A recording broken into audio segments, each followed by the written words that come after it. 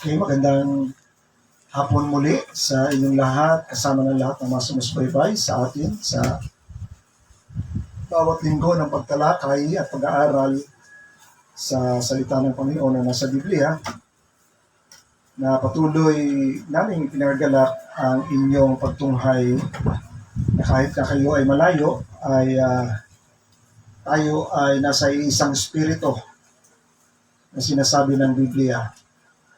Kaya ang kagalakan namin ay kasama ng kagalakan na nasa inyo, sapagkat ang Diyos na tumawag sa atin ay Diyos na nakapagtagumpay na. Hindi siya trying, no? Hindi siya ay nagtagumpay na. And right now, He is seated at the right hand of the Father. Hinihintay na lang na mapasa ilalim sa kanyang paa ang kanyang mga kaaway on the proper time na idiniklara o itinakda ng Diyos Ama. So patuloy ko rin na in-encourage ang bawat isa na sa pag-aaral natin ay hindi na natin kadalasan binabalikan yung mga pinag-aaralan natin, kundi patuloy tayo na yumayao sa lahat ng ating pinag-aaralan, sapagkat mauubos. Sabihin ko sa inyo, mauubos ang buhay natin pero hindi natin matatapos pagkatalan ang lahat ng paksain na nasa loob ng Bible, sapagkat ang author ng Bible ay ang Diyos. Salvation lang, no? Ang hirap nang i-summarize. Hindi kaya i-capture ng ating isipan. Even the word faith, no? Patuloy na nagdidebate ng mga tao kung sino ang tunay na may faith. Pero hindi nila naunawaan, faith ay, nakikita natin sa Galatia, faith is the fruit of the Spirit. Nakikita natin sa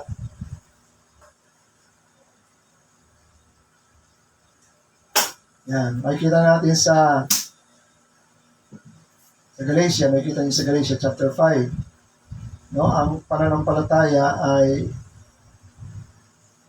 isa sa mga bunga ng Banal na Espiritu. Sa ibang translation ay faithful. Galatia 5:22. Pero sa King James, faith yan, no? Kasi ang original word niyan ay pistis. Pistis is faith, yan. Pistis. Pistis is faith.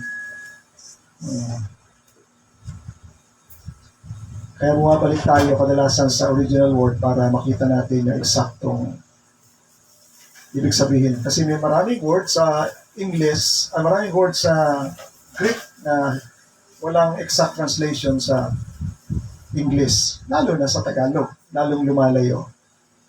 Kaya pasalamat din tayo, may mga apps na tayong ginagamit at nakapagdadagdag ito ng kaliwanagan.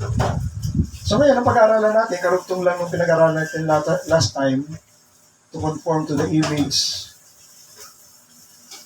to be transformed to the image of His Son. Ngayon naman, ang title natin ay The Image of God, no?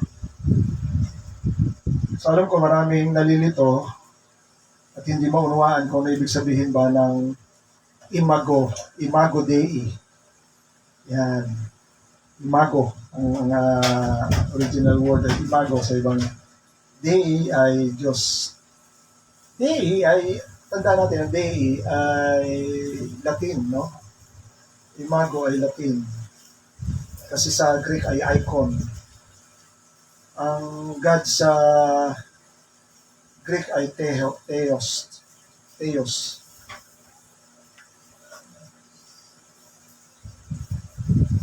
So, ang text natin, nakikita natin sa Genesis chapter 1, verse 26, na kung saan mismo ang Diyos ang nagsabi kung paano tayo likhain. Ang sinabi ron, and God said, let us make man in our own image, after our likeness, and let them have dominion over the fish of the sea, and over the fowls of the air, over the cattle, and over all the earth, and over every creeping things that creepeth upon the earth. So God created man in His own image. In the image of God created him. Male and female created He them. So diyan pa lang sa chapter 1 verse 27, maunawahan natin na it is not literal, di ba? Kasi may babae, may lalaki. Alam nga naman na parehas na image ng Diyos yan. Kundi ibang image ang sinasabi ng Panginoon na ibinani sa pagkakalikha sa atin. Nilikha ng Diyos ang tao na kawangis at kalarawan niya. Ang larawan na yan na di nakuha ng tao nang siya'y bumagsak sa pagkakasala.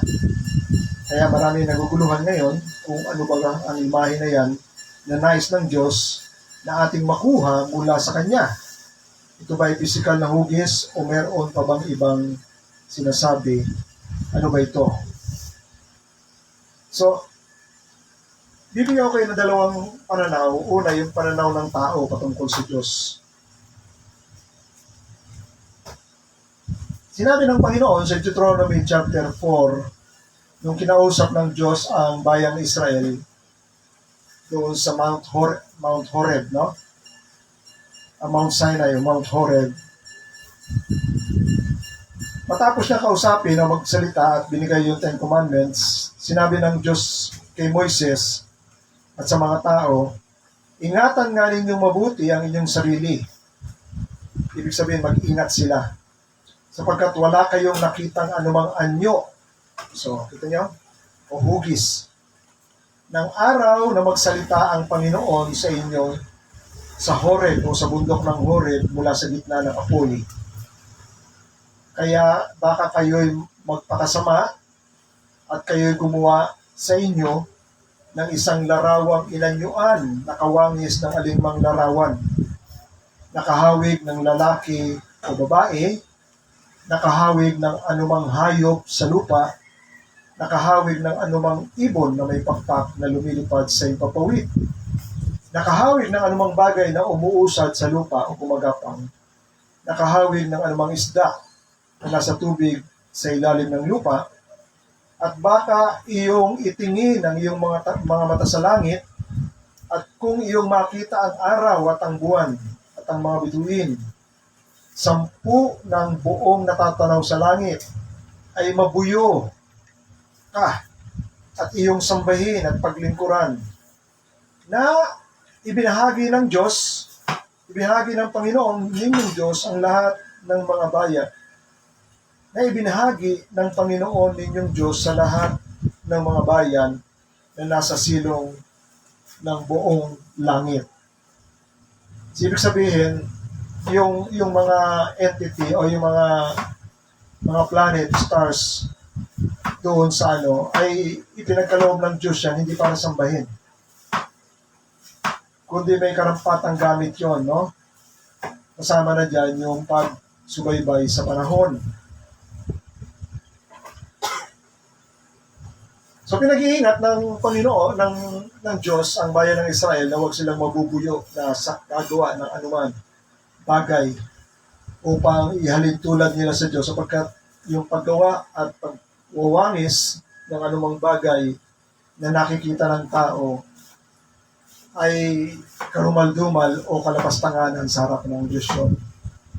Makikita nyo ang galit ng Diyos dyan dahil doon sa Isaiah chapter 44 o 45, makikita na ninyo talagang sinasabi ng Panginoon dyan, no? Ha? Na wala siyang katulad. Ayun, sabi ng Panginoon, 44 verse 6, that says the Lord, the King of Israel, and His Redeemer, the Lord of hosts, I am the first and the last, besides me there is no God. Sa verse 7, sabi niya, who is like me? Sino ang katulad ko? Sabi ng Panginoon. Kaya nga may kanta tayo, di ba? Kanta natin, wala kang katulad, wala kang katulad. Talagang in anything, wala kang pwedeng pagkumparahan sa Diyos sapagkat lahat ng bagay ay galing sa Diyos, nilikha ng Diyos. So kung yung mga bagay na nilikha ay halintulad mo sa manlilikha, hindi may kukumpara yun, ni katiting. Kaya nga kung i-reduce mo ang Diyos sa isang idol, Talapastangan ng malaki yun. Sinasabi ng Panginoon, may mata yan, hindi nakakakita. Oh, patulad ko ba yan? May tenga yan, hindi nakakarinig. Even sa mga taong buhay, even sa mga angels na bumagsak na rin, sabi ng Panginoon, who is like me? Let him proclaim it. Let him declare it. Let him declare and set it before me. Since I appointed an ancient people, let them declare what is to come and what will happen. Fear not, nor be afraid. Have I not told you from the old and declare it? And you are my witness. Yung bayang Israel to, ha? Is there a God besides me? There is no rock. I know not any. So wala. Sabi niya. Hinahamon pa niya.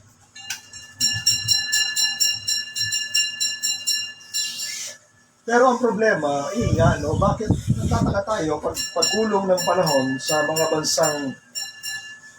bansang ikinalat ng Diyos sa ibabaw ng lupa. And later on, bawat mga tribo, nagkaroon na sila ng sarili-sarili ng mga Diyos-Diyosan. Si Molech, si Dagon, si Astarte, si Baal.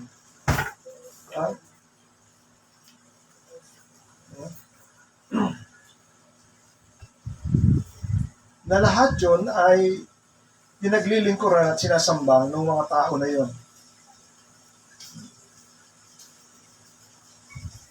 So, ano ibig sabihin natin dito? Pero nabanggit ng Biblia, makikita ninyo, no? Nakalagay dyan, nilarawan o kahawig man ng lalaki o babae. So, malamang itong salita na ito, ay medyo nakatisod sa mga Israel dahil yung paglitaw ng Panginoon, He is claiming that He is the Son of God, di ba? Pero maunawaan natin yan sa Romans chapter 1, kasi nakalagay doon, kahawig ng corruptible man.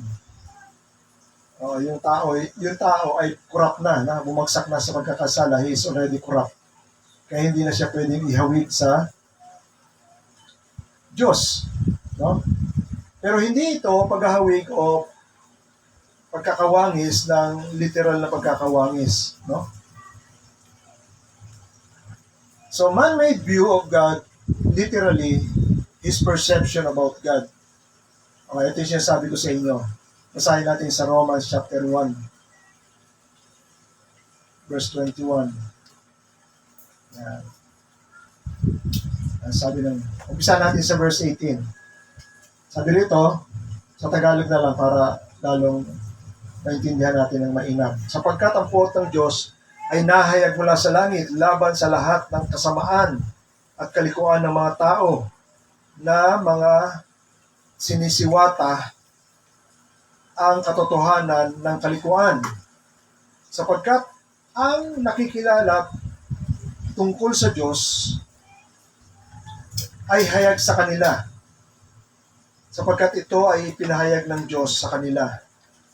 Sapagkat ang mga bagay niyang hindi nakikita, yung mga katangian at mga bagay na hindi nakikita, buhat pa ng lalangin ang sanlibutan, ay nakikitang maliwanag. Saan? Sa pagkakatanto o pag-unawa sa pamamagitan ng mga bagay na ginawa niya. Diba? Paliwanag na natin to last time sa mga Bible study natin.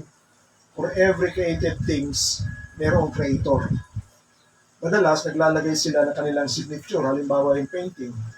Naglalagay sila ng signature. Iyon yung gumawa ng painting. Even sa mga gamit. Diba? Halimbawa yung Seiko. O andun yung pangalan niya, Seiko. O yung sasakyan, Toyota.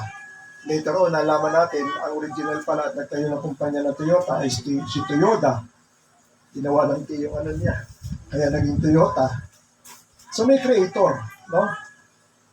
Ngayon, paano natin malalaman, since sinasabi ng mga scientists na iba na hindi niniwala sa Diyos na wala namang creator, paano natin malalaman na yung mga bagay na nakikita natin ay may lumikha?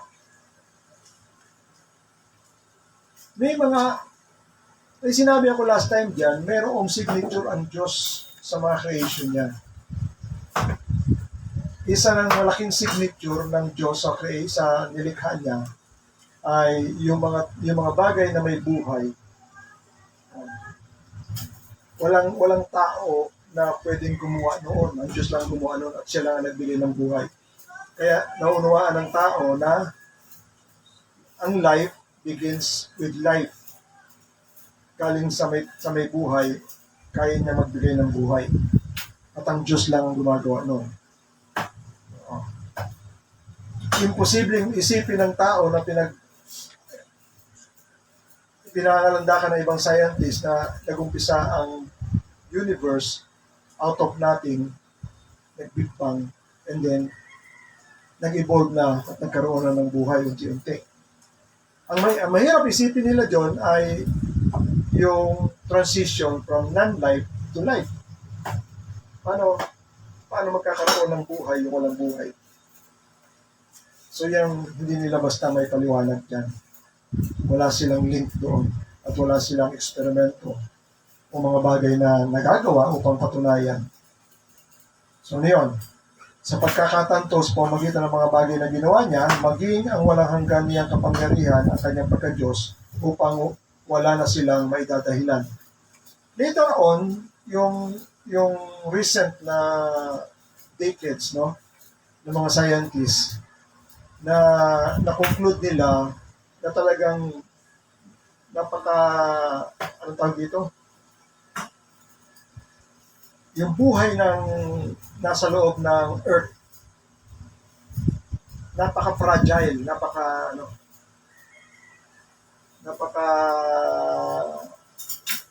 hirap na i-maintain. Para siyang bote na parang madaling mabasag. No, kung walang nagsusustain. Ang ibig sabihin lang ng scientists, alam nila na para magkaroon daw ng buhay sa loob ng planeta, katulad ng planeta ng Earth, no?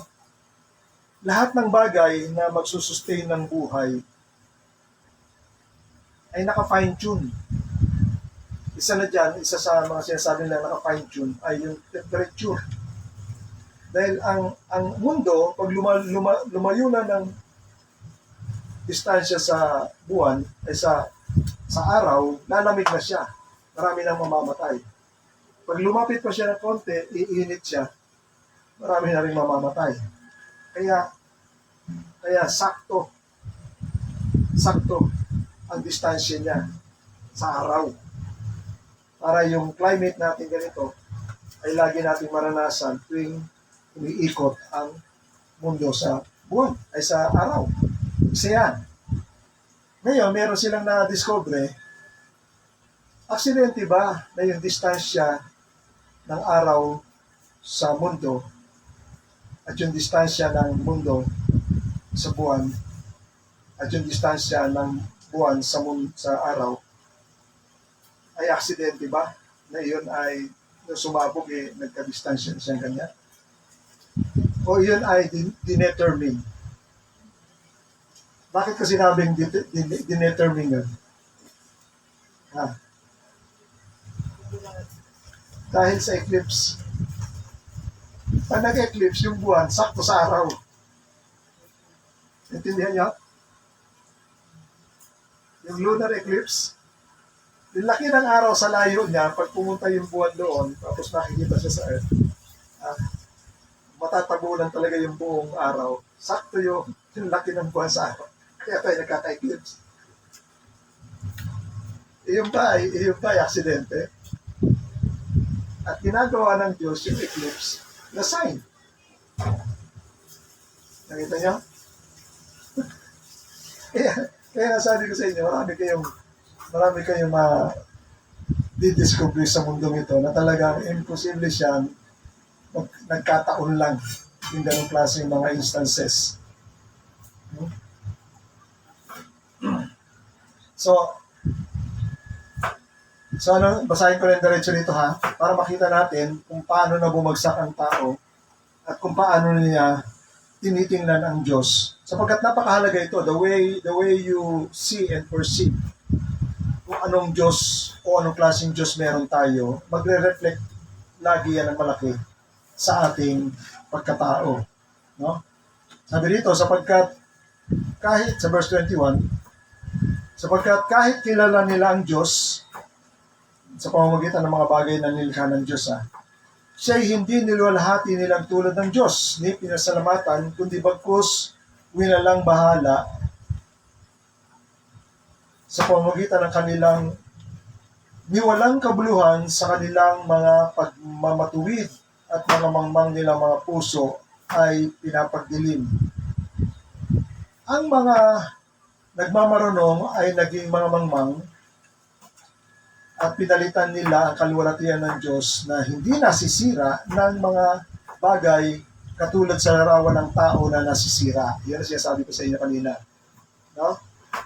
Yung likeness. Sa English kasi yan, inilarawan daw ang Diyos sa isang taong yan.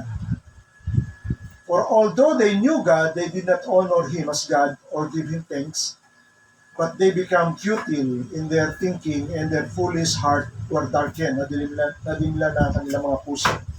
Claiming to be wise, but they become fool. They exchange the glory of the immortal God for images resembling mortal man. Sa King James, maganda ang nakalagay sa King James. Sabi rito, they change the glory of the incorruptible God into an image made like to corruptible man. Yan. Yung taong corrupt na, no? Na may kamatayan na. And to birds, and to four-footed beasts, and creeping things. And therefore God gave, ito na ngayon, sinasabi natin, no? Since iyon ang pananaw nila sa Diyos, inihahambing nila sa mga iba't ibang klase ng hayop. May mga four-footed animals pa. Iyon ang sinasamba. Ito yung mga sinasamba noong unang panahon ng bawat mga tribo na ginawa na nilang hayop yung kanilang Diyos. Nilalakyan lang nila yung kanyang idols at doon sila sumasamba. So ano ang epekto nito? So sabi ng Bible, dahil ayaw nila makinig sa Diyos, pinabayaan sila ng Diyos. Therefore, God gave them up to their lust of their heart, to impurity, and to dishonoring of their bodies among themselves. So, ang unang epekto na sa pinagagawa nila, sa pagsamba nila sa Diyos-Diyosan, na hindi naman talaga tunay na Diyos, kundi malinaw sa Bible yan. Naunawaan ba ninyo sa Bible yan? Pinaliwanag ng Panginoon yan sa Deuteronomy 32, kung ano talaga ang sinasamba nila. Yan. Ayan. Verse 17. Ginalit nila ang Diyos. They stirred him to jealousy with strange gods, sa verse 16. With abomination, they provoked him to anger. Ginalit nila. They sacrificed to demons. Ang binabanggit dyan is strange gods, mga idols. Pero ang sabi ng Panginoon, they sacrifice to demons. So sa mga bawat idols, ang nasa likod doon ay demons that were no gods, to gods that they never know, to the new gods that have come recently, whom your fathers had not dreaded or feared. So, ibinigyan ng Diyos. Ang sinasamba niyo talaga dyan, hindi idols, kundi merong nasa likod doon na talagang mga demons. Kaya karumal-dumal at kaya palapastanganan ang ganong klaseng pagsamba sa harap ng Diyos.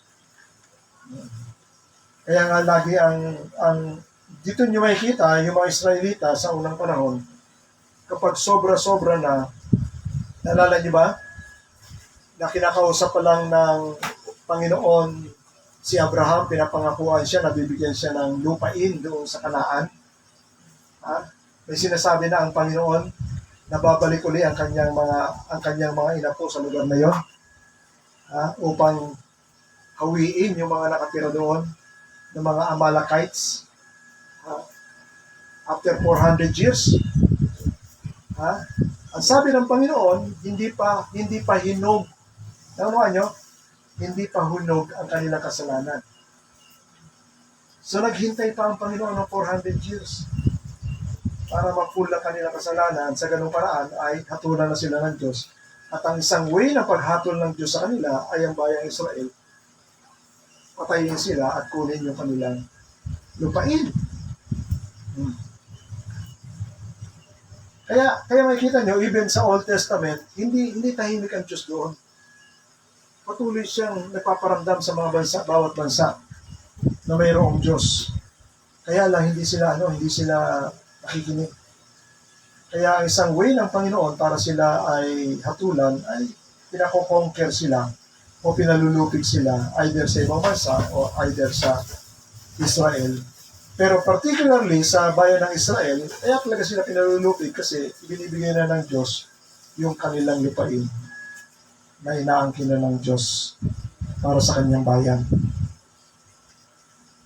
So yun yung kagad na magiging consequence, no?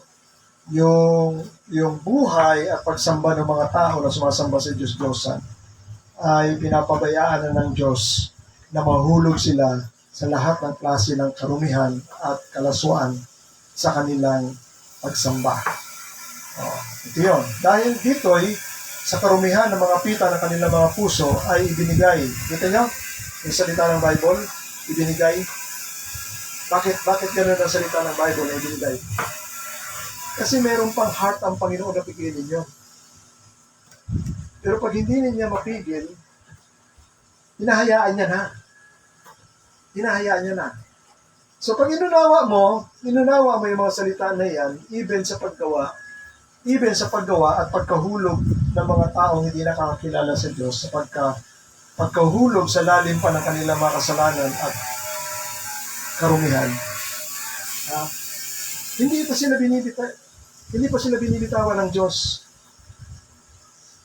Hindi pa nila inaalagwahan ng Diyos. Pero pag napuno na ang Panginoon, umabot na sa kanyang sukat, pababayaan niya na. Kasi hindi naman ang gusto ng mga tao. Hindi sila masaway. Kaya ang sabi ng Bible diyan, ibinigay na sila ng Diyos sa kanilang kahalayan upang alisan nila ng puri ang kanilang mga katawan sa kanilang sarili, sapagkat pinalitan nila ang katotohanan ng Diyos ng kasinungalingan at sila'y nagsisamba at naglingkod sa nilalang kaysa sa lumalang na siyang pinupuri magpakailanman siya nawa. Yan. So, sa Bible, nakikita ninyo, ang Diyos ay perfecto. At kapag siya ay nag-purpose, start from the beginning, hindi niya bibitawan yun, tatapusin niya hanggang dulo yun. So, ano ibig ko sabihin? Nandun pa rin yung purpose ng Diyos na likhain ng tao sa image na hindi nakuha ng tao yon sa first couple. At saka yung mga taong nagmana, mga inapo ni Adan, hindi nakuha yung image na yon. Ngayon, nakalagay pa rin sa puso ng Diyos yung kanyang purpose na muli iyon gawin. At ang purpose na yon ay gagawin niya sa pamamagitan ng pagsusugo ng kanyang buktong anak na si Jesucristo. Ito ngayon yung mga bagay na pinapaliwanag ni Apostol Pablo. Kasi kung walang nagpapaliwanag na apostol na hindi in-inspired ng Diyos, wala tayong kaalam-alam dyan sa mga bagay na ginagawa ng Diyos. So ang imahe, sabi ko rito, ang imahe na di natin nakuha ay ipinakita ni Jesucristo sa kanyang pagkakatawang tao. Kita niyo? Yung initial na thinking ng Diyos, ito talaga ang wangis ko na nilikha ko sa tao, pero hindi ko nakita sa inyo. Kaya nga sinugo ko ang anak ko para ihayag sa inyo kung ano talaga yung tunay na wangis ng Diyos. Na kayo mismo makita ninyo. Kaya dito niyo maunawaan kung bakit isa sa mga commands na ni Apostol Pablo ay gayahin natin ang Diyos. Tularan natin ang Diyos. Mababasa natin yan sa Efeso chapter 1. Tularan natin ang Diyos. Sa 1 Corinthians chapter 11, nakikita natin yan. Ha? Tularan nyo ako katulad ng pagtulad ko kay Jesucristo. Ayan, sa 11, verse 1. Be imitators of me as I am of Christ. Sa Tagalog, tularan nyo ako katulad ng pagtulad ko kay Kristo. Kasi hindi natin nakuha yun eh. Yung imahe na yun. Nadala-dala na ngayon ni Jesucristo. Oh. Ngayon, ito na ngayon yung nakuhang pananaw at aral ni Apostol Pablo. Sa Colossians chapter 1, verse 15, nakalagay dyan. Ha? Ang He ay si Jesus Christ. He is the image. Oh, kita nyo? He is the image of the invisible God. Siya ang icon o larawan ng Diyos na di nakikita. Ang panganay sa lahat ng kanyang nilikha. Colossians chapter 1, verse 19. For in Him, kay Jesus Christ, all the fullness of God, yung kapuspusan ng Diyos, ay nananahan o naninirahan sa pagkatao ni Yesu Cristo. Yan ang hindi natin maintindihan. Yung kapuspusan ng pagka-Diyos. Nananahan kay Jesus Christ. 12. 2 Corinthians chapter 4. Sabi riyan, in their case, the God of this world has blinded the minds of the unbeliever to keep them from seeing the light of the gospel of the glory of Christ. Hindi nila makita ang kaluwalhatian ni Kristo na siyang larawan ng Diyos. So nakita nyo? Hebreo chapter 1 verse 3. Who being the brightness of His glory? Sino yung who?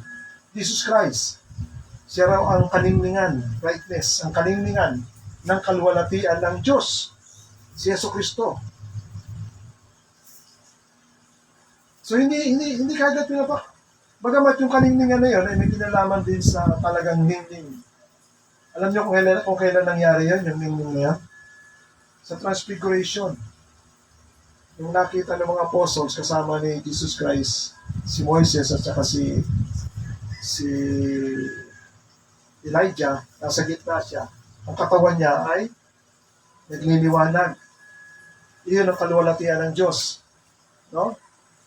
Sabi niyan, who being the brightness of His glory, the express image. Tingnan nyo, no? May dalawang word, ewan ko kung may iba pa, pero ito yung nakita ko. Sa image, may dalawang word na sinabi. Una, yung icon. Sa original word. Dito sa Hebreo, ang ginamit na salita, talagang character. Character. Yung express image, ang original word niya ay character. Yan mismo ang spelling. Character. Yung image na yun, character. Ngayon, sa lumang panahon, alam niyo ba kung ano ibig sabihin ng character? Magsunog ka ng parang kandila, malambot. Alam niyo ba yung seal? Di ba yung seal merong image doon? Igaganon nila doon. Oo. Yung image dyan mapupunta roon. Yun ang character. Kuwangis. Kuwangis. Image. Yan ang character na sinasabi dyan. Oo. So si Jesus Christ, ganun daw. Kung anong image sa Ama, siya rin ang image sa Anak. Upholding all things, sabi yan, upholding all things by the word of His power, when He had by Himself purged our sin, sat down on the right hand of the Majesty on high. So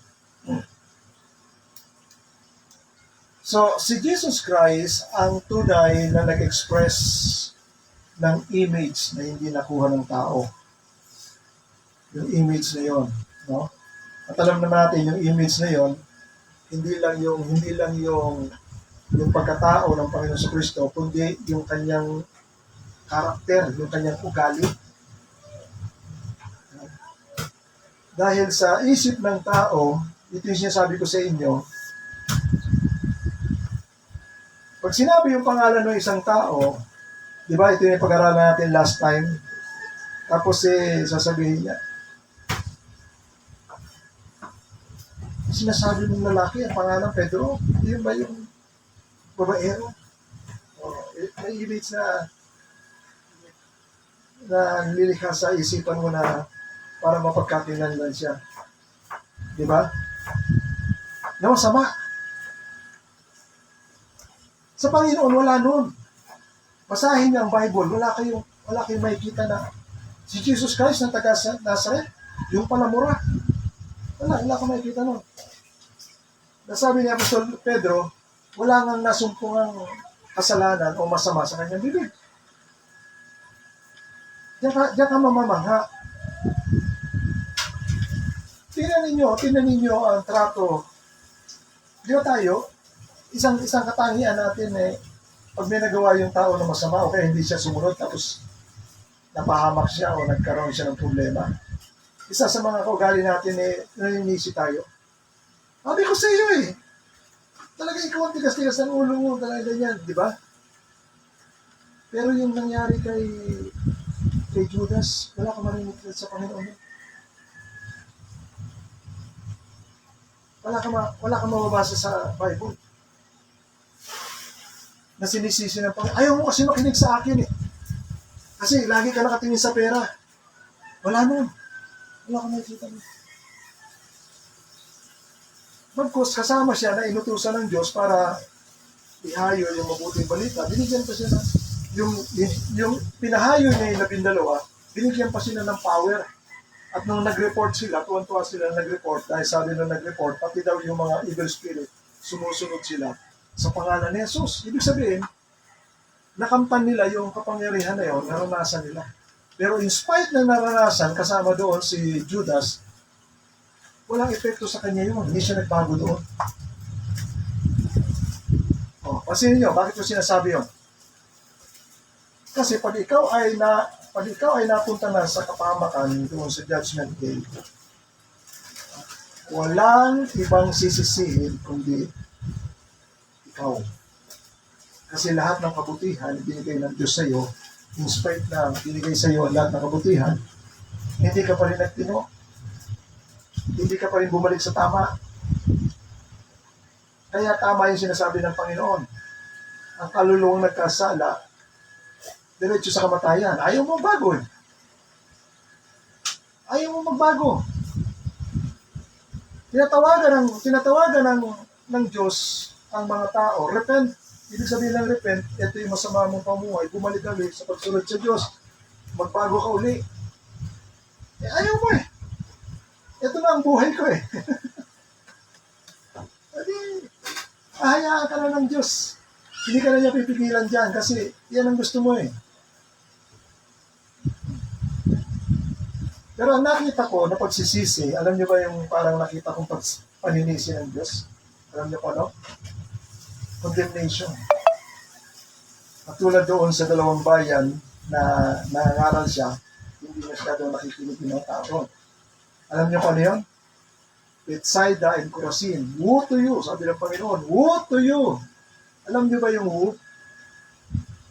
Sa Tagalog, kahabag-habag kayo. Pero ang original word ng woe to you, alam niyo kung ano yun? Pinagkunan nun? Yung panangis ng tao na siya'y dumanas ng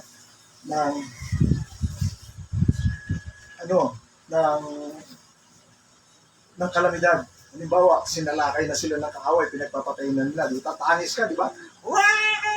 Yun ang woe. Yun ang ibig sabihin ng woe.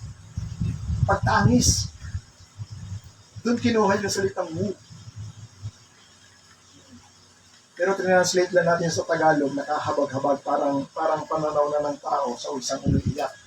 Habag-habag. Pero doon, yun ngayon ang parang paninisi na nakikita ko na sinasabi ng Panginoon, woe to you, Chorazin and Bethsaida, kung ang mga himala na ginawa sa inyo ay ginawa rin sa Sodoma and Gomorrah, matagal na nagsisi ang mga tao doon. Pero kayo hindi kayo nagsisisi. Na pinangaralan. Tapos sinasabi ng Panginoon, kinikilala niyo si Moises, pero there is one greater here than Moses. There is one greater here than Solomon. Pero ayaw pa rin silang maniwala. So yun ang nakikita nating parang paninisi. Pero ang sinasabi ko lang, yung kalikasan ng Panginoon sa kabaitan niya, hindi naka-apekto sa kanila eh. Kasi mas ginugusto nila yung talagang gawin ang buhay nila na masama. Mas iniibig nila yun. So ngayon, sa mga believers, tinin nyo, pag-aralan nyo ito, sa mga mananampalataya, ito yung paraan ng Diyos para tayo ay baguhin. No? Sabi ko dito, the way of God to transform us, number one, He command us to believe Christ. Ito naman yung unang dating, di ba? Ang command ng Diyos sa John chapter 6, ano namin magagawa ang gawa ng Diyos? Sabi ng Panginoon sa Kristo, ito ang gawa ng Diyos na kayo ay sumampalataya sa kanyang sinugo. So inutusan ng Diyos na yung mga tao ay sumampalataya sa Panginoon sa Kristo. Ngayon, pag gawin nating mababaw yung pagsampalataya, maniwala muna, maniwala. Yung maniwala, kapag ang tao naniwala, ano ang next doon? Susunod, di ba? Yan, he will obey. Oo. Ngayon, pag sumunod yung tao, anong gagawin ni Jesus Christ? Tuturuan.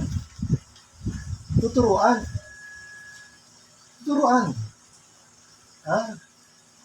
Jesus will teach you. Ang purpose ng pagtuturo sa iyo, to give you understanding. Para bigyan ka ng pangunawa. Kasi wala kang unawa eh. Ha? Sabi sa English, enlighten you. Liliwanagan niya ang pag-iisip mo. Ha? Then you will know the truth, malalaman mo yung totoo. Ito ang pinaka-importante ha. Kasi maraming tao nakikinig kay Jesus Christ pero hindi nila makita yung totoo. Hindi nila maunawaan yung totoo. Kailangan makuha niyo yung totoo. No? Kasi yung totoo ang magbibigay sa iyo ng liwanag para malaman mo yung hindi totoo. Ito, mahirap ako ipaliwanag yan. No? Kasi ang totoo, nasa Diyos lang. Kung ano sinabi ng Diyos, yun ang totoo. Pero maraming tao, mas pinaniniwalaan pa nila yung kanilang sariling pag-iisip.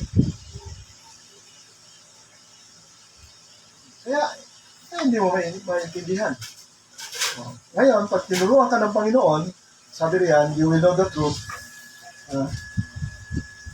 Yung knowing the truth, tandaan ninyo, kapag naunawaan yung katotohanan, ito yung magdadala sa iyo para makilala mong lalo pa kung sino si Kristo.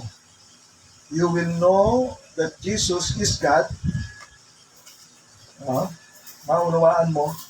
Diba yung babaeng Samaritana? Sabi yung babaeng Samaritana, siguro propeta ka. Bakit niya nasabi yan? Kasi nahulaan niya, the first time nilang pagkikita, nahulaan niya, nalima na yung asawa niya. Di ba? Siguro propeta ka. Alam namin, pag dumating yung Messiah, sabi ng babae, tuturuan pa kami ng marami pang katotohanan. Alam mo, doon lang inamin ng Panginoon, the one you are talking, I am He, sabi ng Panginoon. Ako yun. Nataramta yung babae. Takbo siya sa mga kababayan niya, sabi niya sa kababayan niya, ito na ba yung sinasabi sa kasulatan na darating? Dahil sabi niya sa kababayan niya, kinuwento niya yung mga buhay ko eh. Alam niya eh. So naniwala yung mga tao. Ngayon, pumunta rin ang Panginoon doon. Alam niyo ba kung tinan natin? Alam niyo ba kung ilang araw nagtagal ang Panginoon doon sa lugar na yun? Nalaman niyo ba yun?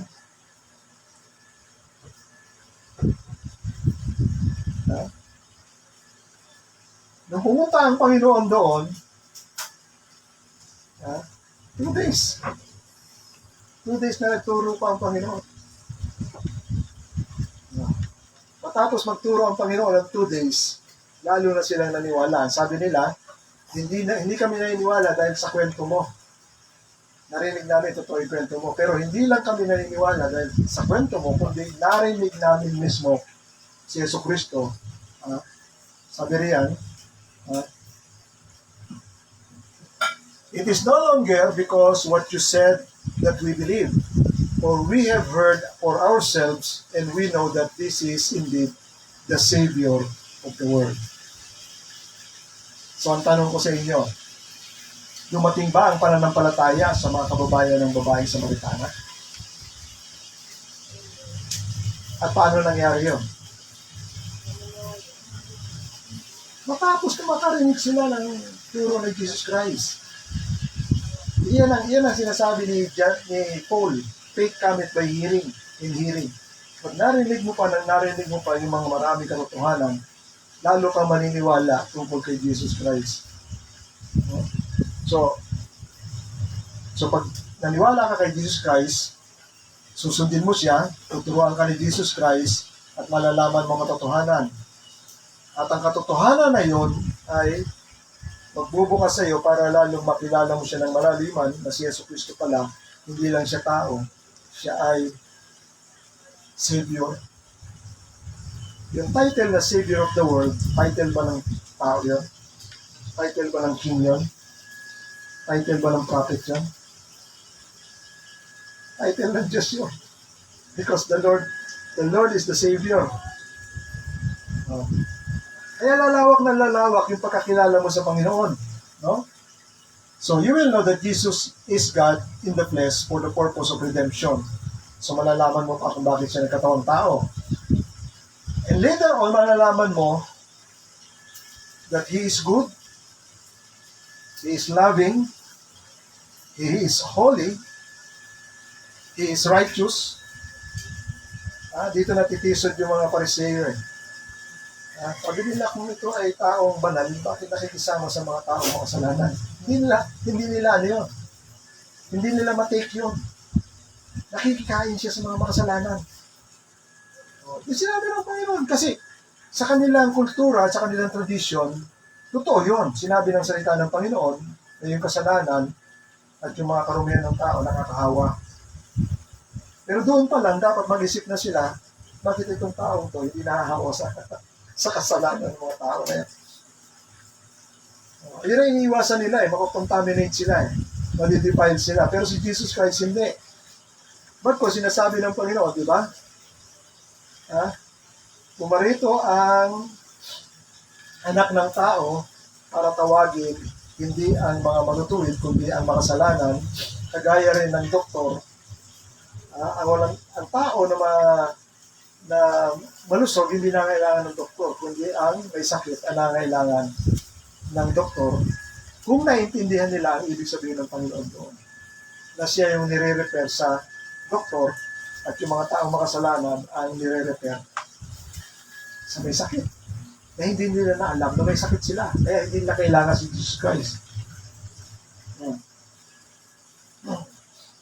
Pero yun yung sinasabi ko nga, makinig ka kay Jesus Christ para makilala mo kung sino siya at anong purpose, kung bakit siya pumarito. So makikilala mo rin siya na siya mabuti, mapagmahal, banal, matuwid. Having the knowledge of the truth, ang pagkakaalam na katotohanan ay magdadala sa iyo sa kaligtasan. Kasi ang sabi sa 1 Timothy chapter 2 verse 4, na dinidesire ng Diyos, sabi diyan, dinidesire ng Diyos na ang lahat ng tao ay maligtas at humantong sa pagkaunawa ng katotohanan. Lagi kong paulit-ulit ko sinasabi yan, no? Walang taong maliligtas na bobo sa salita ng Diyos. Walang tao na maliligtas nang walang alam sa salita ng Diyos. Makakatulad siya doon sa parable ng wedding. Na lahat na, sabi ng king, imbitahan mo lahat ng tao dyan. Papasukin mo sapagkat kailangan ko mapuno yung feast para sa anak ko. So napuno nga. Nung binisita ng hari, yung isang tao hindi naka-wedding dress. Bakit ka nakapasok dito? Yun ang sinasabi ko, no? Mapupunta ka sa langit na wala kang alam, para kang isang tao na hindi naka-wedding dress. Kaya pag tinanong ng hari, bakit ka nandito? Hindi niya alam kung bakit siya naka-wedding dress. Ikaw rin, kung wala ka alam sa salvation, bakit ka napunta sa langit? Na-invite lang kasi ako ng ka-classmate ko eh. Hindi pwede yun. Hindi pwede yun. Kasi nakalagay sa Bible, to come to the knowledge of truth, kailangan malaman mo yung katotohanan. Ano ang way ng salvation? Sino ang Savior? Sino makapagliligtas sa iyo? Ang makapagliligtas ba sa iyo ay church? Ang makapagliligtas ba sa iyo ay pastor? Ang makapagliligtas ba sa iyo, prayer mo? Ang makapagliligtas ba sa iyo, fasting mo? Ang makapagliligtas ba sa iyo ay pinipilit mo maging mabuti kang tao? Naintindihan niyo ba yan? Lahat yan, hindi papasa. Ano ang makapagliligtas sa atin? Sa pananalig. Naunawaan mo yung pananalig na nakapagliligtas. Yun ang tanong ngayon. Kaya sabi ko sa inyo, bagamat parang madali siyang pakinggan, pero ang hirap siya tingnan sa personal na buhay.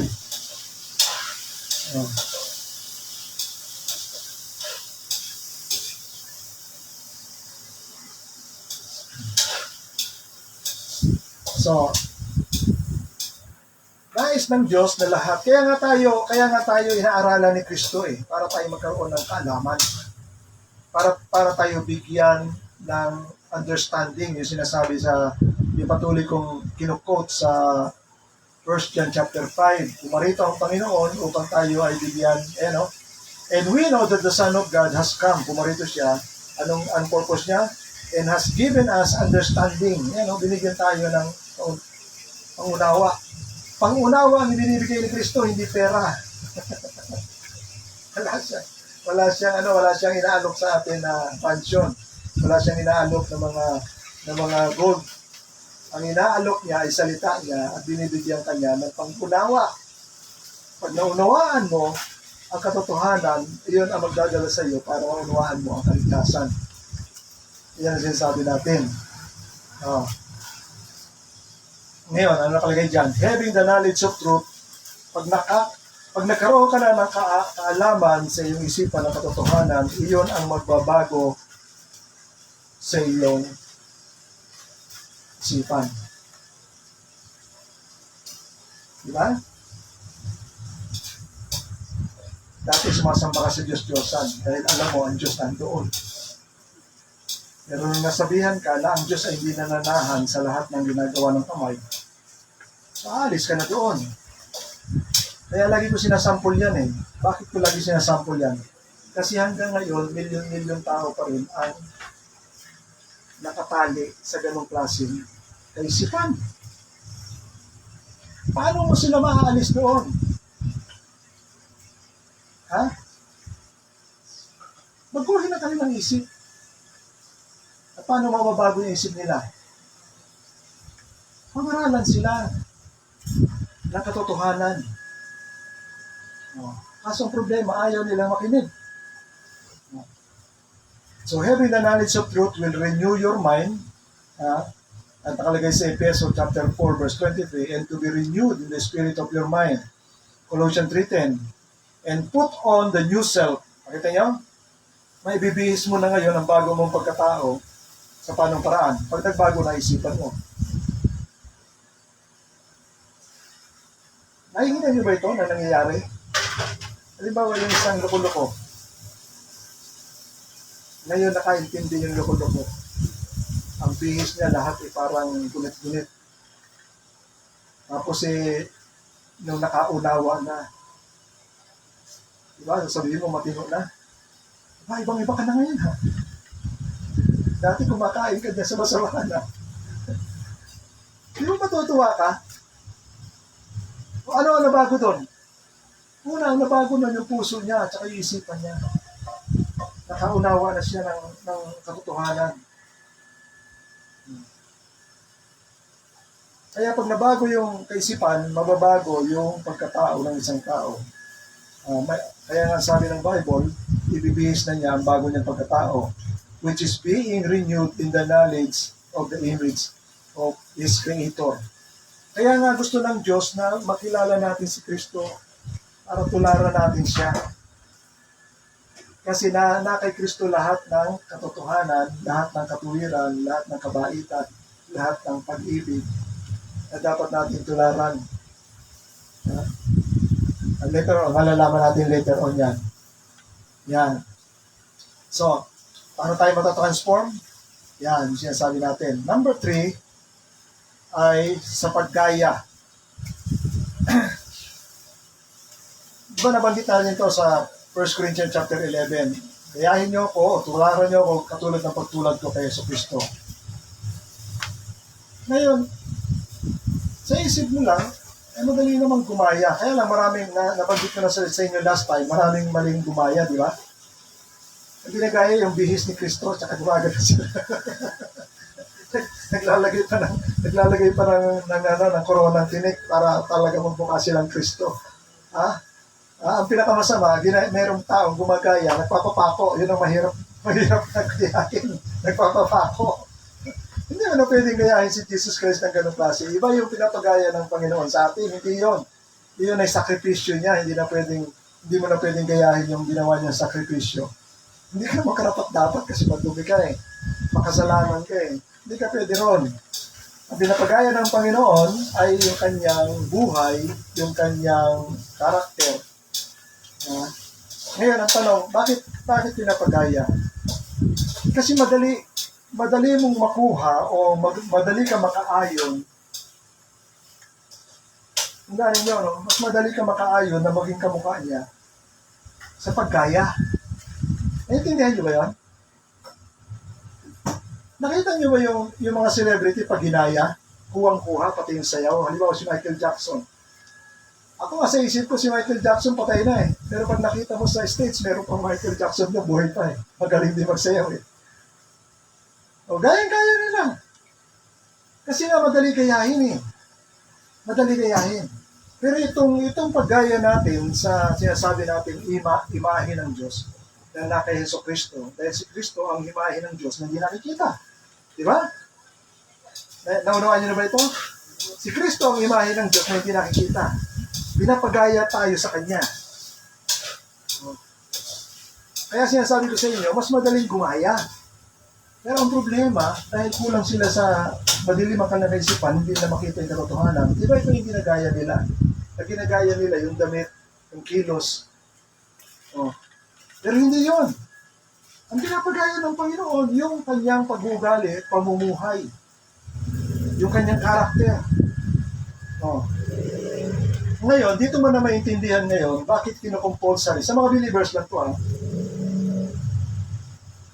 kinocompulsory ng Diyos na gayahin natin siya sa panumparaan. Ang Diyos, una, sample, ang Diyos ay pag-ibig. Nakita niyo kung man sa Bible? Sa 1 John chapter 4 verse, since God is love, sabi ni John the Beloved, dear friends, we should love, nakita yung salita? Dapat tayo mag-ibigan. We should love each other because love comes from God. Everyone who loves has become child of God. Kita niya? Ang umiibig daw, o tunay na umiibig, ay anak ng Diyos. Kasi ang Diyos ay umiibig Yung image na yun, naunawaan nyo? Ang Diyos umiibig. Alam nga naman maging image ka na ikaw pumapatay. Hindi yun. Kaya nga, kinocompulsory niya. Sabi niya, God is love and everyone should love because God is and has become child of God. And everyone who loves God knows God. Kita nyo? So, tingnan niyo yung wording ng Bible. Ang tao raw na talagang umiibig, siya ang tunay na nakakilala sa Diyos. Dahil yung tao na hindi umiibig, hindi niya nakikilala ang Diyos. Nakita niyo yung kakaibang knowledge na yun? Yan yung sinasabi natin na knowledge ng Bible. Kakaiba yun. Kaya huwag kayong maniwala sa mga tao na nagsasabi na, kilala ko naman ang Diyos, pero tingnan mo ang buhay. Muntik ng patayin niya yung asawa niya. Yung mga anak niya, pinababayaan niya. Kilala ba niya yung Diyos? Sa ganung paraan? Kilala niya sa pangalan, pero hindi niya talaga lubos na kilala. Kasi merong ibang pagkakilala na sinasabi ang Bible na nangyayari sa buhay mo. Pag ginagawa mo yung bagay na yon, iyon ang paraan na siya'y kilala mo. Yan ang sinasabi ng Bible. Number 2. So God is love. Sabi riyan, anyone who does not love does not know God because God is love. Sa 1 John 3:11, this is the teaching you have heard from the beginning. Ang makita yung salita, we must. Compulsory. We must. Dapat. Para din born again. You must be born again. Pag hindi ka na born again, hindi ka makapasok sa kaharian ng langit. Pag hindi ka umiibig, hindi ka anak ng Diyos. Intindihan niyo? Kahit sabihin niyo na, Lord, hindi naman ako uma-absent sa pagsimba. Hindi yun ang sukatan. You must, sabi ng Panginoon, you must, sabi ng Apostol John, we must love each other dahil ang Diyos ay pag-ibig. Mga kaibigan, kinakailangan tayo ay mag-ibigan sa isa't isa. So, number 1, love. Number 2, forgive. Pagpatawad. Colossians chapter 3 verse 13. Sabi riyan, bearing with one another, magpasensyahan kayo sa isa't isa. If one has complained against another, forgiving each other. Kung may complain daw ang isa, magpasensyahan o magpatawaran kayo sa isa't isa. As the Lord forgive you, so you also must forgive. Ako, Diyos, sabi ng Panginoon, ako, Diyos, na mapagpatawad. Pinatawad ko kayo.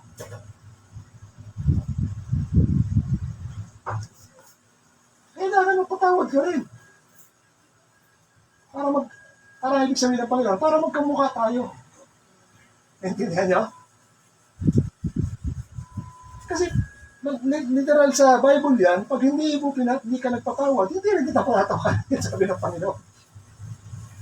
Magpatawad ka, dahil ako nakuha ko ang magpatawad sa sandamakmak na mga kasalanan ninyo.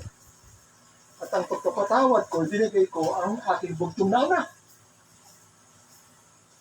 Diba yung parable ng may utang, yung isa napakalaki utang, tinatawad ng hari. Tapos yung isa namang maliit, may utang dun sa nagkautang ng malaki, hindi niya mapatawad. So pinatawad ulit siya ng hari. Sabi niya, pinatawad niya kita na sa katutak na bayaran mo sa akin, tapos yung konting utang na di mo mapatawad. Kaya nga sabi diyan, you must forgive, no?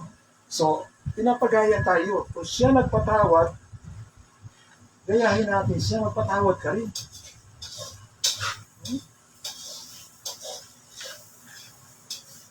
Ngayon, sasabihin ko sa inyo, mahirap ito sa hindi Kristiyano. Later on, ipapakita ko sa inyo. Later on. Ano pa? Siya ay matuwid. Kung siya ay matuwid, ako'y baluktot. Pwede ba yun? Kung siya ay matuwid, ako'y loko-loko. Pwede ba yun? Alam mo yung mga Kristiyano minsan pag tag dito? Pasalamat ka, Kristiyano na ako. Nagbabantas yun. Pasalamat ka. Sabi ng isang pastor na nakilala ko, sa pamamagitan nito, tuturuan kita. Hindi ko malimutan yan eh. Sa pamamagitan nito, papapagsakin kita. Hindi ko malimutan yan. Pero hindi yan mali yun. Ang sabi ng Bible, if you know that He is righteous, kung alam mo na siya ay matuwid, you may be sure that everyone who practices righteousness has been born of Him. Little children, let no one deceive you. Whoever practices righteousness is righteous, kagaya niya na siya ay righteous. So nakita niyo? Kagaya. Gagayahin natin. Kagaya. Kung siya ay matuwid, at ikaw ay anak ng Diyos, dapat matuwid ka rin.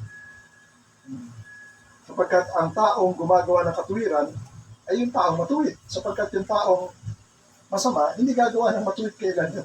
Kasi masama yun. Huwag mo asahan yung taong masama gagawa ng matuwid. Hindi niya magagawa yun. Pero yung taong matuwid, sabi ng Bible, ang sino man nagpa-practice ng katuwiran ay matuwid sapagkat siya ay matuwid. Ano pa? Paglakad sa liwanag. Alam niyo yung liwanag, alam niyo yung liwanag, inihalin tulad lang ng Diyos yung katangian niya sa isang liwanag. Pero yung liwanag, ang ibig sabihin, lahat ng mabubuting bagay na galing sa Diyos. Siya ay totoo. Katotohanan, siya ay matuwid. Siya ay mabuti. Lahat ng mga bagay na yan, siya ay mabait. Siya ay mapagpatawad. Lahat ng mga bagay na yan ay ipinapaliwanag ng Bible na lahat yan ay liwanag. Iniyahang din siya sa liwanag. Kaya sinasabi diyan, kung kayo ay lumalakad sa kaliwanagan, sa lahat ng bagay na yon, na lumalakad kayo sa katuwiran, lumalakad kayo sa katotohanan, lumalakad kayo sa kabutihan, kayo ay mabait, mapagkumbaba, mapagpasensya, katulad din niya. Sabi diyan, meron kayong pakikipagkaisa. Sabi diyan, if we say we have fellowship with Him, meron tayong pakikipag-isa sa Kanya. Habang tayo ay lumalakad sa kadiliman, tayo ay nagsisinungaling. At hindi tayo gumagawa ng katotohanan. Ngunit kung tayo ay lumalakad sa katotohanan, kinaliwanag ko na sa inyo ito, no? Yung lakad dito is lakad ng buhay. Ito yung sinasabi ng Panginoon doon pa lang sa panahon ni Abraham. Sabi ng Panginoon kay Abraham, walk before me. Ano ibig sabihin sa inyo ng walk before me? Pag ang Panginoon na nagsabi, walk before me. Maraming ibig sabihin yun. Isa ibig sabihin nun, walk before me, lumakad ka o mabuhay ka na nasa ilalim ng aking pagsusupervise. Di ba? Pangalawa, ibig sabihin nun, walk before me ay lumakad ka ayon sa lahat ng ipag-uutos ko sa iyo. Iyon ang pinagawa niya kay Abraham. Kaya makikita ninyo later on sa king, sa mga hari, isang mababasa niyo dyan, ang anak mo ay hindi lumakad kagaya ng lakad mo. Yan ang makikita niyo sa Bible. Kasi yung lakad ay lakad ng buhay. Dalawa lang yon, isang lakad na matuwid, isang lakad na masama. Kaya pag sinabi ng Bible na ang hari na pumalit ay hindi lumakad sa katuwiran ng Diyos, kundi sinundan niya ang lakad ni Jeroboam na unang hari ng Israel. Ganun na rin yung sunod-sunod na yun. Lumakad sila ayon sa lakad ni Jeroboam, lumakad sila. Naging pattern na si Jeroboam sa lahat na lahat. Ay yung lakad ni Jeroboam, ano yun? Gumawa siya ng Diyos-Diyosan sa dalawang lugar, sa Bethel at saka doon sa Dan. Doon niya pinila ang buong bayan ng Israel para sumamba sa Diyos-Diyosan. Siya naging instrumento ng kasalanan ng buong Israel. Yun ang sinasabi natin lakad. So sabi rito, but if we walk in the light as He is in the light, we have fellowship with one another. Ano ang garantiya? Ito ang garantiya. And the blood of Jesus Christ, Jesus His Son, cleanses us from all our sin. Nakita niyo?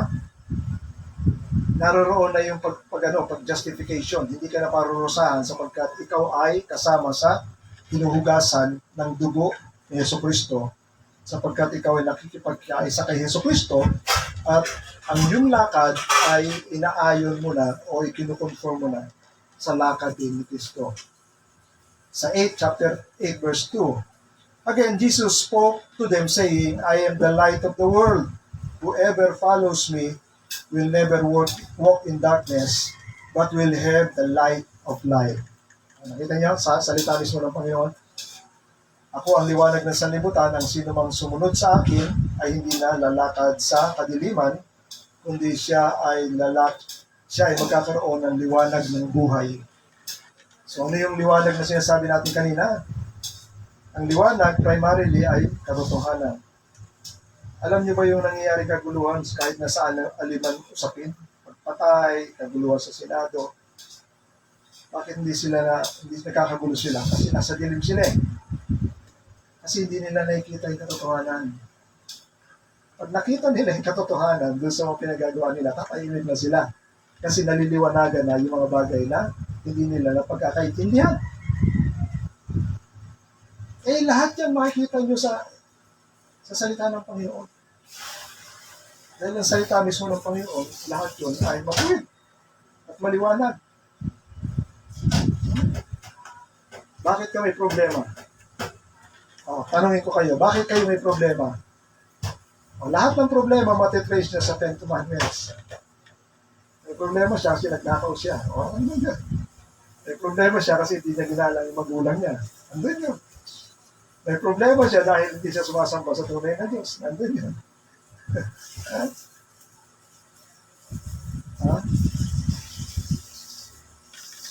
May problema siya, nagsinungaling siya. Nandun yun. May problema siya, nangalunya siya. Ang dami-dami problema ganyan sa tulpo. Kaya nga siya nagkakaroon ng problema dahil in Ephesians chapter 5 verse 8, sabi rito, tingnan nyo ito yung dating buhay natin na pinapakita ng Bible. For one time, you were darkness. Di ba, minsan pinapaliwanag natin kapag kayo nagkasala, kayo ay nasa kadiliman. Isang description lang ng Bible yon. Pero pag ikaw nagkasala, ito rin na another description ng Bible. Kayo ay dilim.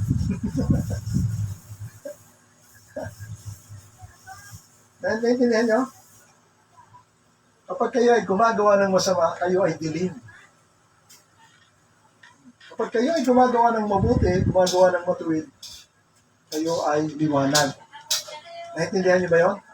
Kaya sabi ng Bible, pag sa mga taong mananampalataya na gumagawa ng mabuti, you are the light of the world. Kayo ang liwanag ng sanlibutan. Kung naiintindihan natin yun. So, ang taong nasa kadiliman, ang taong gumagawa ng kasamaan, lahat sila ay nasa kadiliman. Pero sabi niya, kayo ay minsan na nasa kadiliman, ngunit kayo ngayon ay liwanag sa Diyos, sa Panginoon. Lumakad kayo kagaya ng mga anak ng kaliwanagan. Kita niyo? So, yung sinasabi ko sa inyo, God is love, you must love. God forgive, you must forgive. God is righteous, you must live righteously. God is light and walk in light, you must walk in light. Imitate yun. Gayahin nyo yun. Kaya nga sinabi, kung ikaw ay nagsasabi na kilala mo ang Panginoon pero lumalakad ka sa kadiliman, ikaw ay nasa kasinungalingan. At wala kayong pakikipag-isa ni Jesucristo. Naunawaan nyo? Ano ang pagkakaisa ng liwanag sa dilim? Anong pinagsamahan daw ng liwanag sa dilim? Kung naintindihan niya. Wala. Pag dumating ang liwanag, nawawala yung dilim. Pag walang liwanag, naandun yung dilim.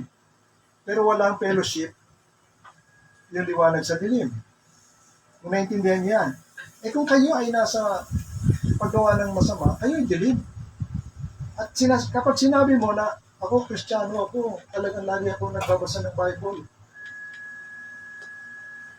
Pero yung buhay mo hindi nasa liwanag, wala kang fellowship, wala ka kay Kristo. Kailangan unawain natin yan. So ano pa? Ang Diyos ay mabuti. So kailangan, mabuti ka. Ang Diyos ay generous. Yan, marami dito. Ang hirap mag-comply dito. Alam niyo ba ang Diyos ay generous? Sa paanong paraan? Alam niyo ba yung parable of 10 talents? Alam niyo ba yung parable of the talents? Binigyan ng 1 talent, binigyan ng 2 talent, binigyan ng 5 talent. Alam niyo, nakita ko rito, yung 5 talent, alam niyo ba ang katulad niya? 10,000, approximately lang daw, ay 10,000 dinari. At yung dinari, alam niyo dinari, ay talents yun equals to 10,000 dinari. Yung dinari ay isang araw na sweldo ng tao. So ilang taong sweldo niya yun? 10,000. Iyon ang halaga o bigat na ipinakatiwala ng mayaman doon sa kanyang servant. Wala siyang sinabi na paundarin niya yan. Wala siyang sinabi, ipangkol niya yan. Wala siyang sinabi. Pero doon sa kwento, makikita ninyo, yung dalawang lalaki, alam na agad kung ano ang gagawin nila. At yung binigyan ng isang talent, dahil takot siya, at hindi maganda yung kanyang pananaw sa kanyang amo. Alam niyo kung anong ginawa? Binaon.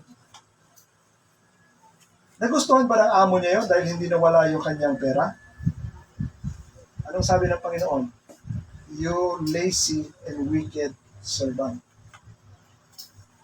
Sa susunod na Bible study, paliwanag natin kung ano yung meaning na. Pero sinasabi lang natin doon ay generous. No? Generous yung yung Panginoon. God is patient, wise, and perfect. So kasama riyan, ang Diyos ay matalino. Hindi nila maisahan. Si Kristo hindi nila naisahan yun. Sa lahat ng kanilang mga pagtatatanong, sila ang nasusukol ng Panginoon sa mga tanungan. Ito ang mahirap. Sa Matthew 5:47, nakalagay din dyan na must. Therefore, sabi dyan, you therefore must be perfect. Alam niyo, hindi ko malimutan itong verse na to. As your heavenly Father is perfect, you must be perfect. Uy, sabi ng isang kasama ko sa trabaho sa ABB ng panahon na yun. Uy, Brad, tinan mo, sinasabi ng Panginoon, magpaka-perfecto tayo. Kasi nakalagay sa Bible, nakalagay, Matthew chapter 5 verse 48, you must be perfect because kagaya ng inyong heavenly Father na perfect. Sabi po, ang hirap ata yan. Diyan mo unawain, para maunawaan mo yan, yung perfection na sinasabi dyan, hindi yung pagiging perfect ng Diyos. Kaya kailangan makuha mo dyan kung ano yung context. Ang context dyan ay sabi dyan, ibigin mo ang iyong kaaway. Sabi ng Panginoon, narinig nyo na sinabi ng una, ibigin nyo ang inyong kapitbahay, ang inyong neighbor, at kabuhian nyo ang inyong kaaway. Pero sinasabi ko, ibigin nyo ang inyong kaaway at ipanalangin nyo ang mga umuusig sa inyo. Nakita nyo ba yung salita na yun? Pag sinabi ng Panginoon, you have heard that what was said. Ang nire-refer ng Panginoon dyan, yung law sa Moses na sinabi ng Diyos. Nakita niya? Narinig niya. Ito yung command Love your neighbor sa Old Testament. Salita rin ng Diyos yan. Pero ang mapupunan nyo, but I say unto you, anong mapupunan nyo dyan? Ba't ganyan ang sinabi ng Panginoon? Ngunit sinasabi ko sa inyo. Ito, word of God sa Old Testament. Ngayon, sinabi ng Panginoon, but I say unto you, ipinapantay niya ang sarili niya sa word of God. Ngunit ngayon, ang sinasabi ko sa inyo. Intindihan niyo? Diyan mo makikita yung authority ni Jesus Christ na siya rin yung nagsasalita sa lumang tipan. I say unto you, kaparehas, narinig niyo ang sinabi ng una, yan ang kautusan, ibigin niyo ang inyong kaaway.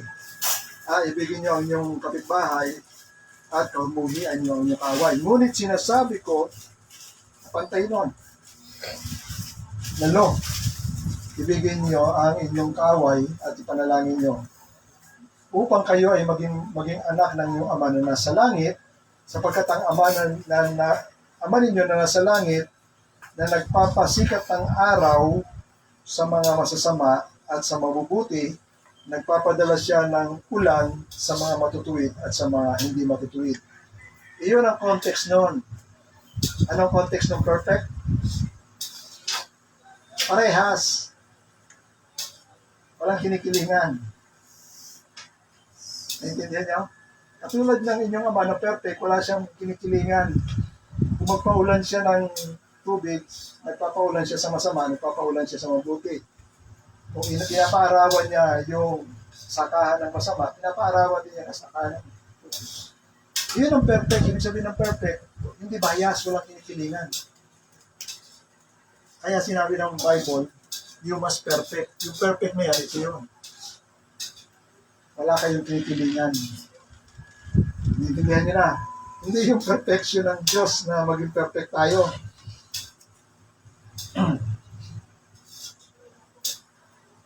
Lapit na tayo matapos. Sabi ko rito, we naturally idolize the goodness. Ina-idol natin yung mga mabubuting bagay, mga excellenting bagay sa ibang tao, no? We naturally idolize the goodness and excellence of any man. That's why we imitate them. For example, yung goodness na yon in singing, music, in guitar, in dancing, in knowledge of math, in the knowledge and wisdom, sa karunungan, ay pag tayo humahanga, kadalasan, ginagaya natin, no? Hangang-hanga ako yun. Yun ang idol ko. Pag sinabi mong ganyan, yun ang idol ko. Tutularan mo, di ba? Kung siya ay manganganta, gagayahin mo rin yung galing ng kanyang pagkanta. But God transformed us, sabi riyan, in knowing everything about Christ. Ngunit tayo ay tinatransform na kilalanin natin yung lahat ng kahanga-hanga na na kay Kristo. Yun talaga ang tamang tularan natin dahil yun ang perfectong idol na pinapagaya ng Diyos sa atin. So, paano nangyayari yun? Sinasabi ko, sa mga unbelievers, hindi nila magagawa yun. Yung i-imitate nila yung mabubuting bagay sa kapwa nila. Tayo, sa mga believers, since tayo ay nag-grow sa ating karakter, dito tayo tinutulungan ng Diyos. Ito yon. Habang minamasdan natin si Jesucristo, hinahangaan natin, pinag-aaralan natin siya, kinikilala natin siya. Ito ang ginagawa ng Diyos sa atin. Basahin natin. 2 Corinthians chapter 3 verse 18. And we all, tayong lahat, ng mga mananampalataya, with unveiled faces, na walang tabing sa mukha. Naalala niyo ba nung bumaba si Moises, kausap niya ang Diyos, yung kaluwalhatian ng Diyos pumunta sa mukha niya. Pagharap niya sa tao, di siya matitigan ng mga tao dahil nasisilaw sila sa liwanag niya. Yun ang liwanag ng Diyos na hindi nila matitigan kasi masasamang tao sila. Mga sinners sila. Pero tayo, yung liwanag ng kaluwalhatian ng Diyos na naka Jesucristo, hindi ito yung mukha niya, kundi yung katangian niya, yung mga mabubuting katangian niya. Nasabi sa Bible na wala na tayong lambong. Wala tayong lambong. Alam niyo ba kung ano yung lambong na yun? Ang lambong na yun, inyaring tulad yun doon sa kortina na nasa sa tabernakulo. Sa tabernakulo, may kortina na naghahati sa Diyos at sa mga tao. Holies of holies and holy. Nung namatay ang Panginoon sa Kristo, nasira.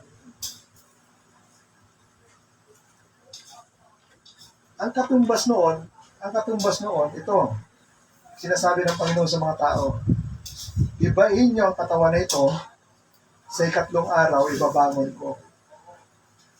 Kaya pinagigiba ng Diyos yung katawan na yon para malaman ng mga kausap niya kung sino ang nakatira doon sa loob ng katawan. Intindihan niyo? Yun ang sinasabi natin. Tayo, hindi na tayo tumitingin sa physical na katawan ni Kristo dahil katawan lang yon. Ang nakikita natin ay yung nakatira sa katawan na yon na siya ay Diyos na nagkatawang tao. Kaya yan ang sabi diyan, with unveiled faces, beholding, minamasdan natin ang kalwalhatian ng Panginoon at tayo ay natatransform. Ano yung transform? Nababago.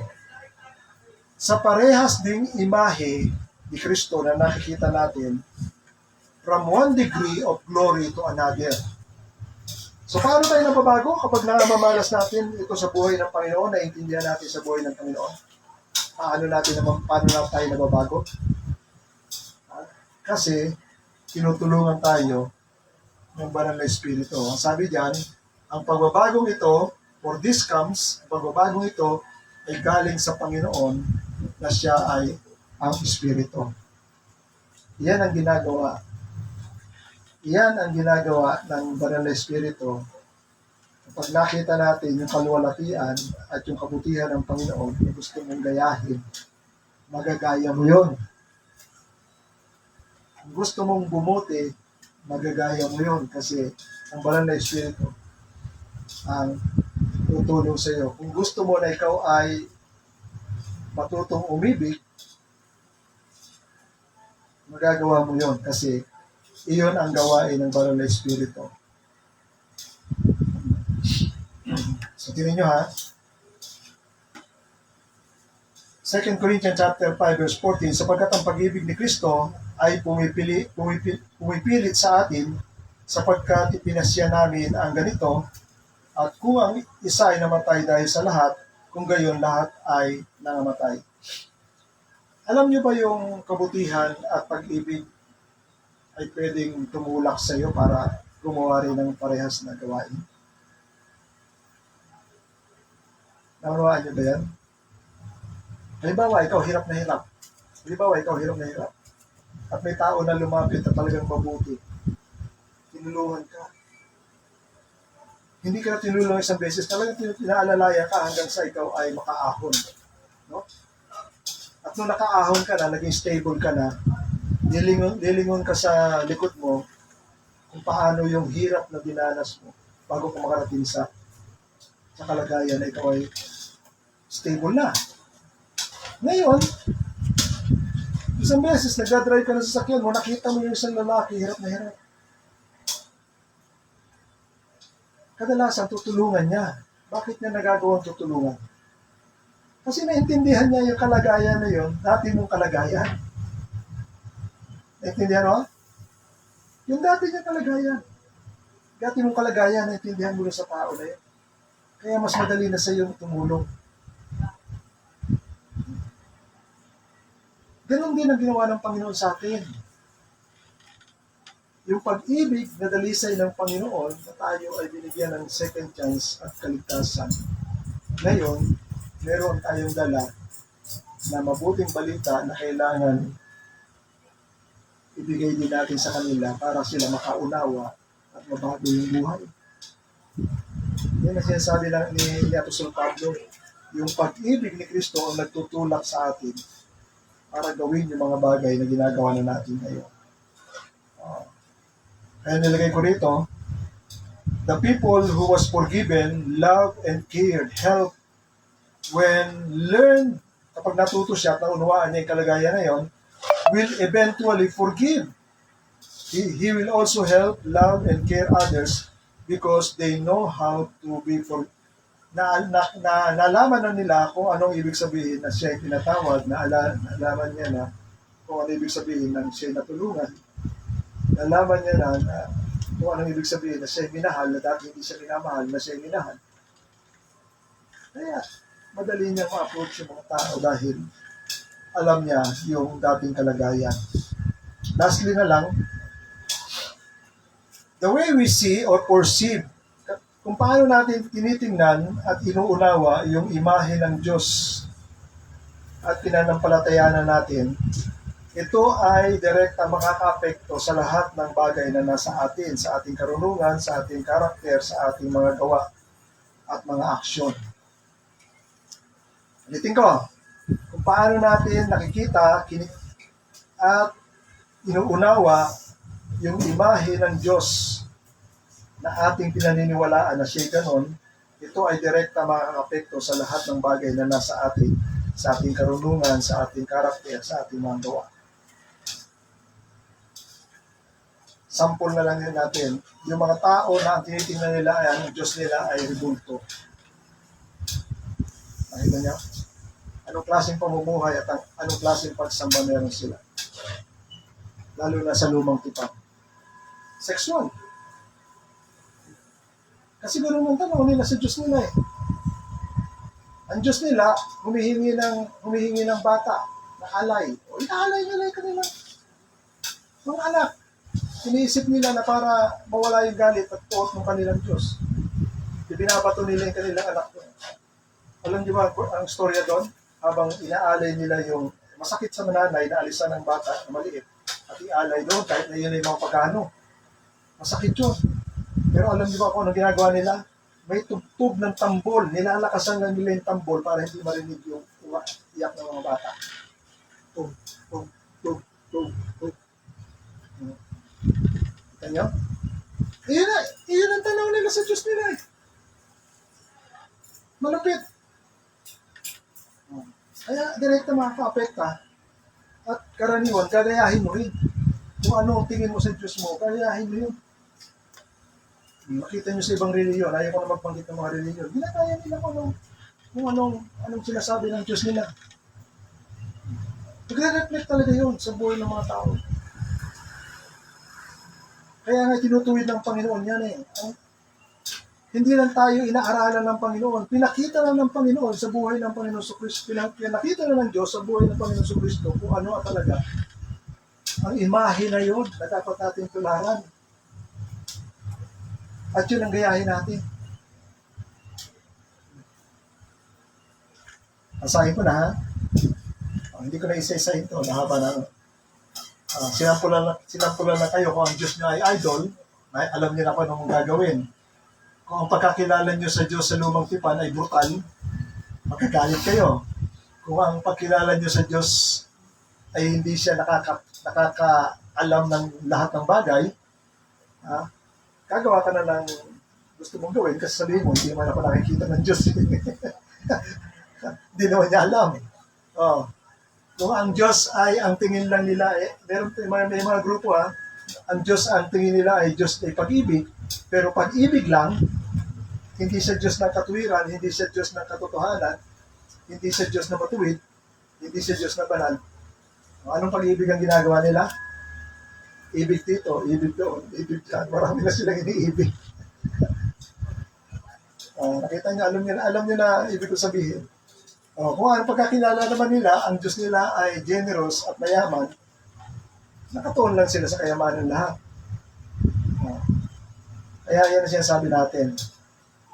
Sabi ko rito, all the goodness that is in God, ang lahat ng kabutihan na nasa Diyos, ang kanyang pag-ibig, ang kanyang kahabagan, ang kanyang katapatan, ang kanyang truthfulness, ang pagiging patas niya, ang matuwid, mapagpasensya, ang kanyang katalinuhan, ang kanyang kabaitan, ito ang lahat ng mga imahe ng Diyos na nais niya na ating gayahin mula sa Kanya. Sapagkat si Jesucristo, ipinakita ito o inihayag ito sa atin. At ngayon, kaya na natin itong tularan sapagkat nakita mismo natin kung paano ito ipinamuhay ng Panginoon Jesucristo at magagaya natin ito. Yung binasa ko kanina sa inyo sa Colossians, sapagkat tayo ay tutulungan ng Banal na Espiritu. Mababago tayo, sabi dyan, we are being transformed of the same image. Sa one degree to another. At ang pagbabago na yon, ito ay nanggagaling sa ating Panginoon na Banal na Espiritu. Yan ngayon ang tumutulong sa atin. Amen? Okay, tayong lahat ay tumayo. I hope and pray na nagdagan na naman ang ating pangunawa tungkol sa image of God. Maluwalhatiin ka sa napakagandang paksain tungkol sa iyong imahe. Alam namin, Lord, na maraming namamali ng kanilang pag-unawa at paggaya sa imahe. Pero salamat Panginoon sapagkat si Kristo, nung siya nagkatawang tao, talagang ipinakita niya ang buong imahe na yon sa kanyang buhay, sa kanyang pag-ugali, at sa kanyang pakikipag-deal sa mga tao na hindi siya nakasumpungan ng anumang masama, anumang maitim, o anumang bagay na hindi maganda. Na maraming mga gumagawa ng pelikula ngayon, Panginoon, na pinapakita nila sa kanilang pelikula na bakla ang Panginoon at nakikipagrelasyon sa lalaki. Isang karumal-dumal, Panginoon. Hindi nila talaga naiintindihan. Kaya salamat, Lord, sapagkat binuksan mo ito, Panginoon, sa amin ng malinaw at nakikita namin ang katotohanan at kabanalan mula sa mga bagay nila. Purihin at akilain ka, Ama. In Jesus' name. Amen and amen.